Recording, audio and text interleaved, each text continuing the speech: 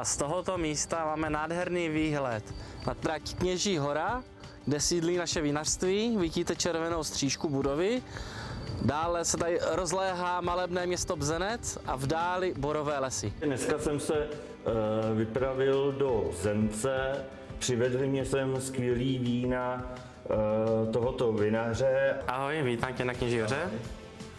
Nacházíme se ve sklepě pod ikonickou bzeneckou tratí Kněží hora. Zde je náš ležácký sklep a zrají nám zde červené vína v barýkových sudech. Areál má zhruba 17 let, je poměrně mladý a vybudovali jsme ho v roce 2002.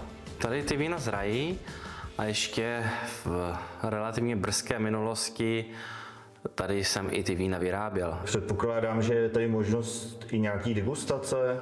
Je tady možnost degustace. Finišujeme na vrchu rekonstrukce posezení. A když třeba míváte tady jakoby otevřený sklepy? Otevřít sklepy ve Bzenci máme, ale jelikož jsme tady trošku z ruky, tak otvíráme výrobnu Tyršova. Tady mám výrobu na bílé vína, tady nám klasí v nerezových tancích. Nacházíme se ve vinařství Kněží hora, adresa Tyršova 1619, v centru Bzence. Jaký styl výroby těch bílých vín preferuješ? Já tvořím více stylů.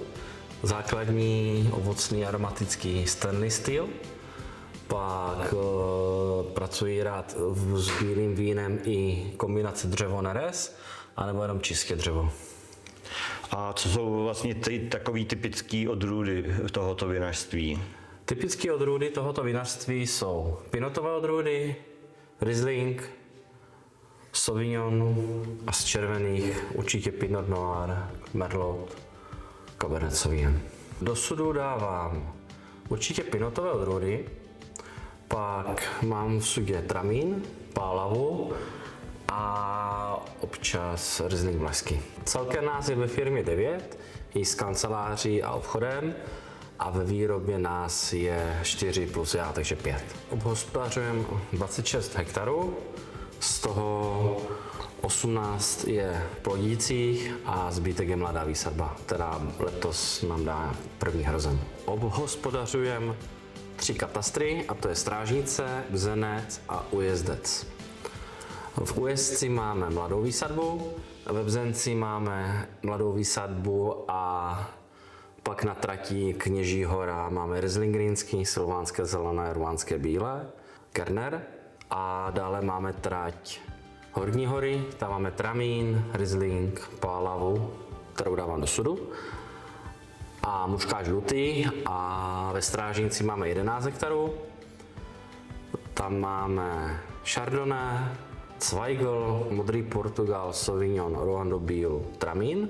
Solidní výběr pro zákazníka, zákazník si určitě vybere tu svoji odrůdu, protože těch vín samozřejmě v nabídce předpokládám je hodně. Věřím tomu, že si každý zákazník vybere, některé odrůdy máme i zdvojené. Pro milovníky dřeva máme oak řadu a tu samou odrůdu v některých ročnících máme i v narezu čistě. Třeba Riesling greenský, ruánské bílé a takové. Co by se řekl, proč by třeba zákazník měl přijet přímo sem do Bzence, navštívit vaše vinařství?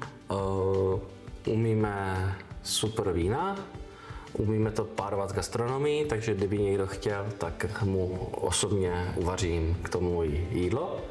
Můžou navštívit ve Bzenci tisíciletou lípu, můžou se ve Bzenci podívat na Bzenecký zámek, nebo máme na kopci Starý hrad Kapli, takže tady zajímavé turistické vyžití, v okolí je Baťův kanál, Veselí nad Moravou, dá se jet odsud do Měřic až do Kroměříže po Baťovém kanálu a úseky po Moravě, což je super zážitek. Tak já děkuji moc za rozhovor a každopádně přeji, ať se vinařství hodně daří.